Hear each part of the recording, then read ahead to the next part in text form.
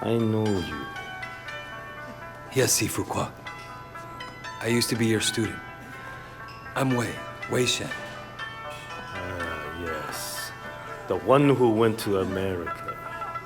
So you brought this girl back with you. Your skill level with girls, very good. Now time to assess your skill level in Kung Fu.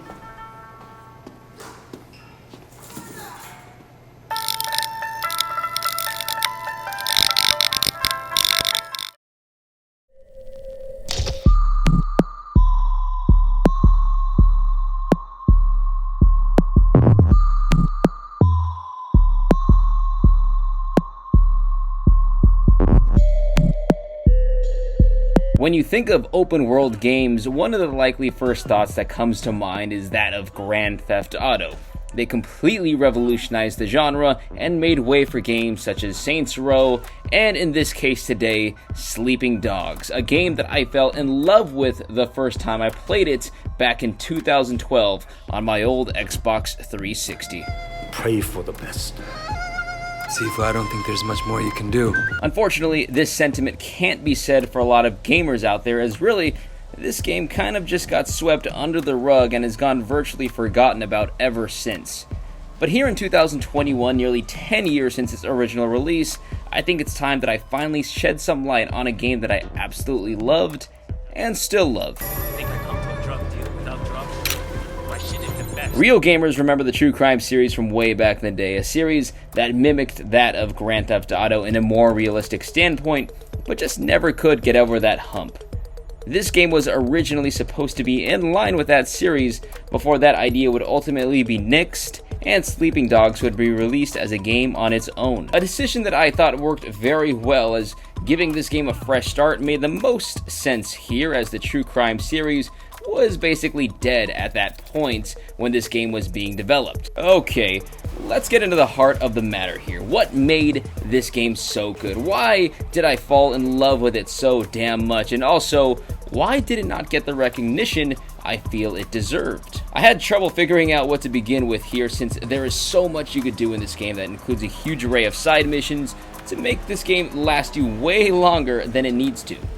And that's a good thing. These side missions range from beating up a ton of enemies to getting involved in street races, and while the formulas for these side missions were all generally the same, I was kept entertained long enough to not really care about that. Okay, I know what you're thinking here, and of course, I know you're not here for the side missions. Get to the damn heart of the matter here, Ray. Okay, Sleeping Dogs is simply a fun, open-world game that presents the Hong Kong culture beautifully and boasts a great storyline with solid voice acting that is on par with its fun gameplay. Who the fuck do you think you are, huh?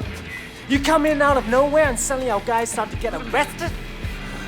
He ratted out Popstar Winston. I know he did. Oh, you gonna do the what? This motherfucker right here's a snitch. Is that right, Ming? You fucking rat. I sent you to Popstar, but now he's in jail. Yeah? And who stands to gain the most from that? You're gonna take over Popstar's whole ketamine racket now. No more scraps for you. You'll supply the whole city with drugs. You and Dog Eyes. Popstar's gone, but you're still dealing, aren't you? So who's supplying you?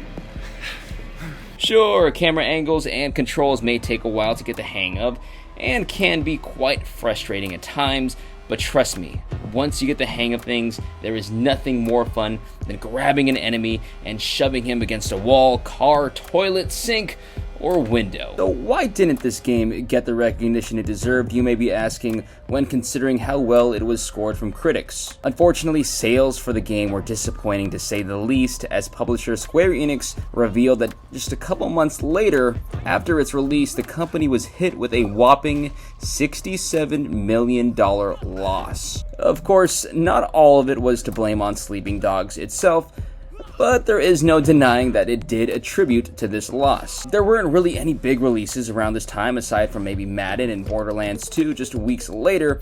I guess the idea of diving into a new game series is always a difficult task to sell, and considering how many makeovers this game had gotten, it's not hard to see how interest was probably lost within this long process.